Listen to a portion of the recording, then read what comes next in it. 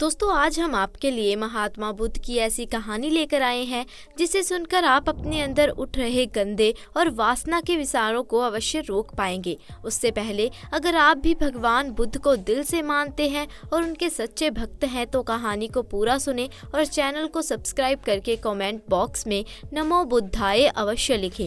एक बार एक युवक गौतम बुद्ध के पास आया और गौतम बुद्ध से बोला कि हे बुद्ध, मेरे मन में इतने गंदे विचार क्यों आते हैं।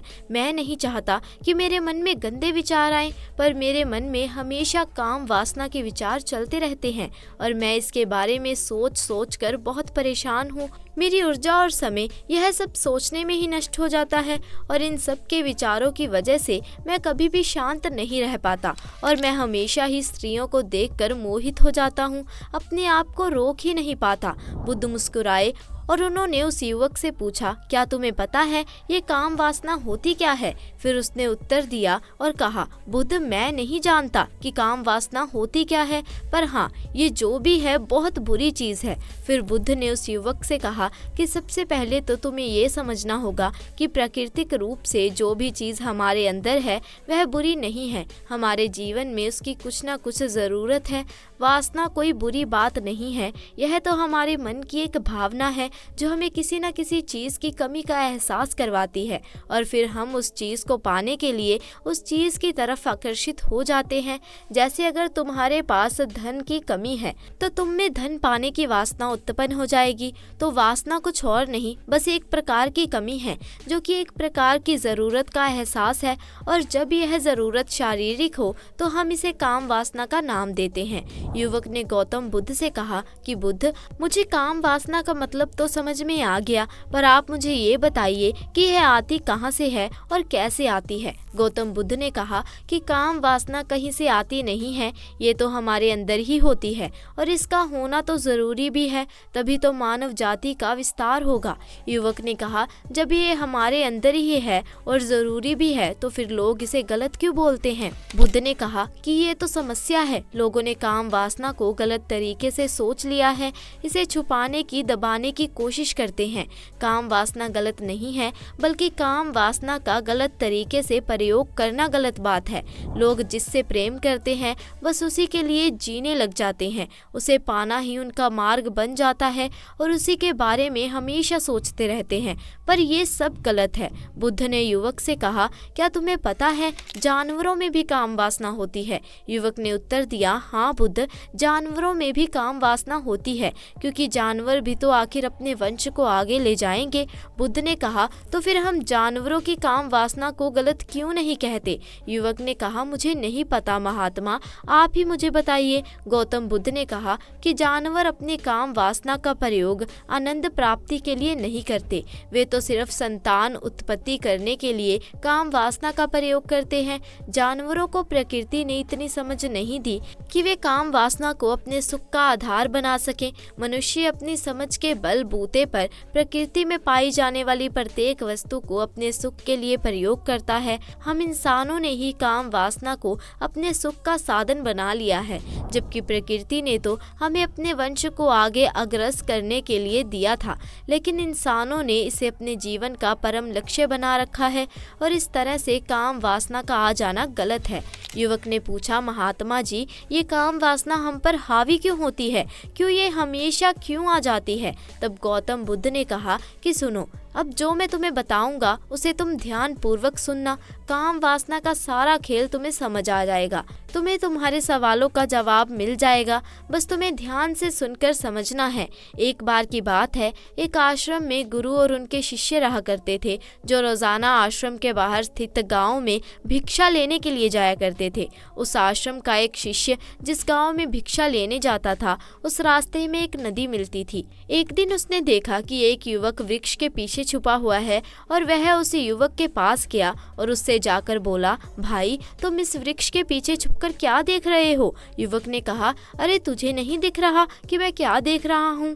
तब शिष्य ने नदी की तरफ देखा तो वहाँ पर कुछ युवतियाँ पानी भर रही थी। तब उसने उस युवक से कहा कि अरे भाई, वहाँ तो युवतियाँ पानी भर रही हैं, इसमें छुपकर देखने वाली क्या बात है। तब वह युवक शिष्य की तरफ देखकर उसे कहता है, अरे पागल, तुम्हें दिखाई नहीं दे रहा कि कैसे ये परियां नदी से पानी भर रही हैं? जरा उनकी अदाओं को तो देखो, उनके कोमल शरीर को देखो, उनकी पतली कमर मटके को उठाते समय बल खाती है और उनके बाल उनकी कमर पर कैसे लहरा रहे हैं, मानो सुंदरता बिखर रही हो। शिष्य ने फिर नदी की तरफ देखा और इस बार वह इसे देखता ही चला गया। अभी तक तो कुछ भी नजर नहीं आ रहा था और वह बिल्कुल निर्भय था और किसी भी बात का डर नहीं था। लेकिन अब वह छुपने लगा और उन युवतियों को देखने लगा, और जब वह छिपकर उन युवतियों को देख रहा था तभी वह अचानक अंदर से कांप गया और उसने कहा कि ये मैं क्या कर रहा हूँ? मैं जो कर रहा हूँ वो सही नहीं है, मुझे यहाँ से चले जाना चाहिए। और फिर वह जल्दी से वहाँ से चला गया। वह आश्रम पहुँच जाता है। आश्रम जाकर वह अपने कार्यों में लग गया, लेकिन जो भी वह देख कर आया था वो उसकी आंखों के सामने बार बार आ रहा था। उसके मन में वही दृश्य चल रहा था। उसका मन वही सब कुछ देखने के लिए उतावला हो रहा था। उसका किसी भी काम में मन नहीं लग रहा था। सुबह होते ही वो जल्दी ही भिक्षा के लिए आश्रम से निकल जाता है और उस नदी के पास वाले वृक्ष पर चला जाता है जहाँ पर वह युवक पहले से ही मौजूद था। उसके साथ मिलकर युवतियों को छुप छुप कर देखता था। अब वह रोज ऐसा करने लग गया। यह उसके रोज का काम हो गया। अब उस शिष्य का मन किसी भी काम में नहीं लगता था। वो हमेशा ही किसी न किसी प्रकार के विचारों में उलझा रहता। वह आश्रम के कार्यों को भी ठीक तरीके से नहीं कर पा रहा था। ना वह ठीक से सो पाता था, ना वह ठीक से कह पाता था। उसका मन बेचैन सा होता था। उसका मन बार बार उन युवतियों के सौंदर्य को देखने के लिए ललायत होता रहता था। जब गुरु दीक्षा देते तब भी उसका मन कहीं और विचारों में खोया रहता। गुरु ने अपने शिष्य की इन हरकतों को भांप लिया था। तब एक दिन गुरु ने शिष्य को अपने पास बुलाया और कहा कि आज मैं भी तुम्हारे साथ भिक्षा मांगने चलूंगा। तुम और मैं साथ साथ भिक्षा मांगने चलेंगे। तभी शिष्य गुरु को मना करते हुए बोला, नहीं गुरुदेव, आप परेशान क्यों हो रहे हैं? मैं अकेला ही ठीक से भिक्षा मांग सकता हूँ। गुरु ने शिष्य से कहा कि ठीक है, तुम अकेले ही भिक्षा मांगने जाओ। जो शिष्य तुरंत वहाँ से भिक्षा मांगने के लिए निकल गया। उसके जाने के बाद गुरु भी आश्रम से निकल गए और शिष्य का पीछा करने लगे कि वो कहाँ जाता है, किससे मिलता है। ये सब कुछ देखने के लिए उसके पीछे पीछे चलने लगे। कुछ आगे जाने के बाद गुरु ने देखा कि उनका शिष्य एक युवक के साथ एक वृक्ष के पीछे अपराधियों की तरह छुपा हुआ है और छिपकर कुछ देख रहा था। गुरु भी अपने शिष्य के पीछे गए कि आखिर उनका शिष्य क्या देख रहा है जिसे देखने के लिए वो वृक्ष के पीछे अपराधियों की तरह छुपा हुआ है। गुरु ने देखा कि उनका शिष्य वृक्ष के पीछे छुपकर युवतियों को देख रहा था जो कि नदी से पानी भर रही थी। तभी गुरु ने शिष्य को कहा कि तुम क्या देख रहे हो? अपने गुरु की आवाज़ सुनकर वो शिष्य घबरा गया और उसके पसीने छूटने लगे। वह थर थर कांपने लगा, जैसे किसी चोर को चोरी करते समय रंगे हाथ धर लिया जाए। उसकी हालत खराब हो गई। वह कुछ भी नहीं बोल पा रहा था। उसके मुंह से कुछ टूटे फूटे शब्द ही बाहर निकल रहे थे। वह अपने गुरु से नजर भी नहीं मिला पा रहा था। गुरु ने शिष्य की तरफ देखा और कहा कि मेरा शिष्य तो निर्भय था, उसे तो किसी भी चीज का डर नहीं था, लेकिन ये क्या, तुम तो डर के मारे कांप रहे हो। शिष्य ने गुरु से कहा कि मुझे माफ कर दो गुरुदेव, मेरा इसमें कोई दोष नहीं है। उस युवक ने मुझे बहका दिया था, लेकिन आपसे मैं वादा करता हूँ कि आज के बाद मैं ऐसा कभी दोबारा नहीं करूँगा। मुझे माफ़ कर दो। गुरु ने शिष्य से कहा कि कोई बात नहीं, पर इस बात का तुम ध्यान रखना कि हम जैसी संगति करते हैं वैसा ही फल हमें प्राप्त होता है। उसके विचार हमारे अंदर प्रवेश करते हैं, इसीलिए अच्छी संगति करो जिससे तुम्हारे अंदर अच्छे विचारों का प्रवेश हो। फिर गुरु और शिष्य आश्रम लौट आए और फिर से आश्रम के कार्यों पर ध्यान देने लगे। उसने उस रास्ते को त्याग दिया और दूसरे रास्ते से जाने लगा। वह अपने काम को ध्यान से करता, लेकिन धीरे धीरे उसके अंदर क्रोध उत्पन्न हो गया और फिर वह दूसरों पर क्रोध करने लगा और बेचैन रहने लग गया। अब वह सही समय पर भोजन भी नहीं करता था। वह भोजन भी बहुत कम खाता था। एक रात गुरु शिष्य के पास आए और उसे बोले कि अब तुम कितनी बार अपने वादों से मुकर चुके हो। ये सुनकर शिष्य अपने गुरु के चरणों में गिर गया और रोने लगा। रोते रोते ही उसने गुरु से कहा कि गुरुदेव, मैं कई बार अपना वादा भूला हूँ, फिर वादा कर लेता हूँ, लेकिन हर बार मैं वादा भुला देता हूँ। मेरा मन मेरे नियंत्रण में ही नहीं है। मैं बहुत कोशिश करता हूँ कि मैं अपने मन से सारे बुरे विचारों को निकाल डालूं, लेकिन मैं चाह कर भी ऐसा नहीं कर पा रहा हूँ। फिर गुरु ने शिष्य को कहा कि चलो मेरे साथ। गुरु शिष्य को आश्रम के बगीचे में ले गए और शिष्य से कहा कि देखो, यहाँ पर कुछ नालियाँ बनी हुई हैं जिससे नदी का पानी इन पौधों तक आ रहा है और यह अपनी एक नियंत्रण भाव से बह रहा है। क्या तुम इस पानी के बहाव को रोक सकते हो? शिष्य ने कहा कि हाँ गुरुदेव, मैं इस भाव को रोक सकता हूँ। फिर शिष्य ने मिट्टी उठाकर उस नाली में डाल दी। वह पानी कुछ देर के लिए रुक गया। शिष्य ने कहा कि हाँ गुरुदेव, मैं इस भाव को रोक सकता हूँ। फिर शिष्य ने मिट्टी उठाकर उस नाली में डाल दी। वह अपनी कुछ देर के लिए रुक गया और फिर कुछ समय बाद मिट्टी के ऊपर से पानी बह गया। गुरु ने शिष्य से कहा, अरे ये क्या, ये तो पानी रुका ही नहीं। फिर शिष्य ने कुछ मिट्टी पत्थर उठाकर उस नाली में डाल दिए और फिर कुछ समय के लिए पानी रुक गया, लेकिन फिर उस पत्थर के ऊपर से पानी निकल आया। फिर गुरु ने कहा कि ये क्या हुआ, पानी तो फिर से बह गया। तुम तो बोल रहे थे कि तुम इसे रोक दोगे। क्या हम किसी काम को रोकना चाहे तो क्या हम उसे रोक नहीं सकते? तब शिष्य ने कहा, कोई बात नहीं गुरुदेव, मैं इस पानी को तो आपको रोक के दिखाऊंगा।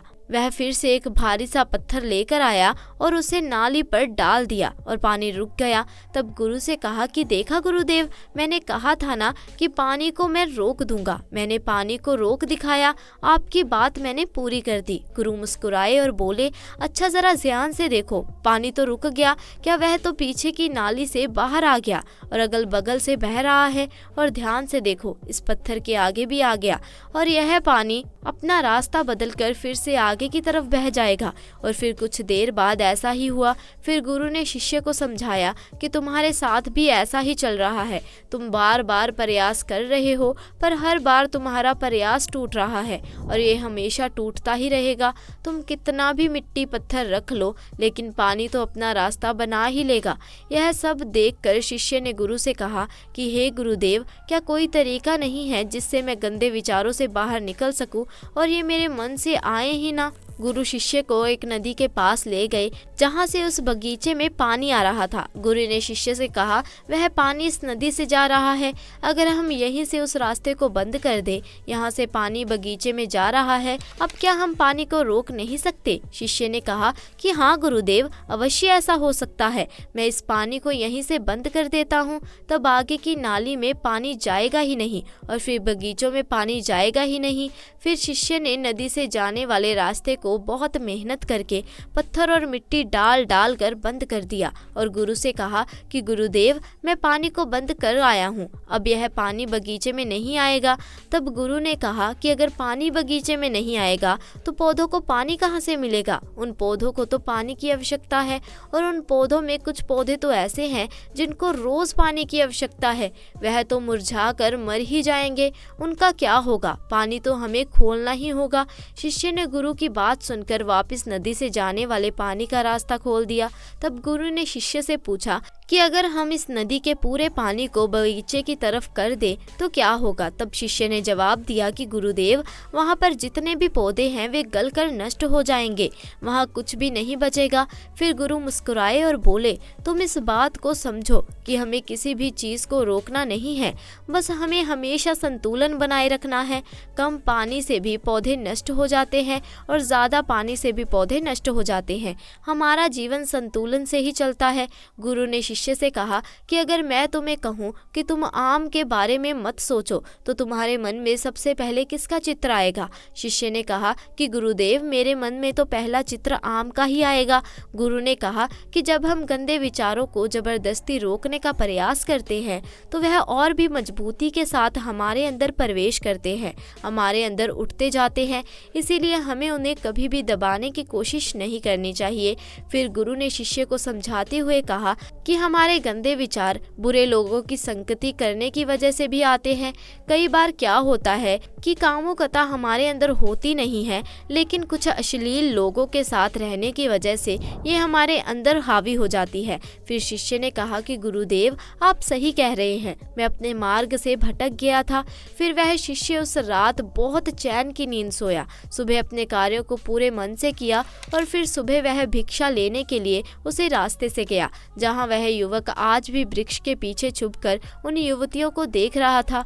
वह शिष्य नदी पर गया और जहाँ वह युवतियाँ पानी भर रही थी, उसने उनसे पानी मांगा। उनमें से एक ने उसे पानी पिलाया और उसे सन्यासी शिष्य के चरण छुए। शिष्य ने उसे आशीर्वाद दिया कि तुम्हारा कल्याण हो। उसका मन सकारात्मक ऊर्जा से भर गया। उसके चेहरे पर मुस्कान आ गई, जैसे कि उसे कुछ खोया हुआ वापस मिल गया हो। फिर ये युवक रोज उससे मिलने लगा और उस युवक ने नदी पर जाना त्याग दिया। फिर वह युवक अपने जीवन में कुछ बनने के लिए संघर्ष करने लगा। तो तुमने देखा संगति का असर क्या होता है। अपनी संगति बदलो, अपने विचारों को बदलो। धन्यवाद।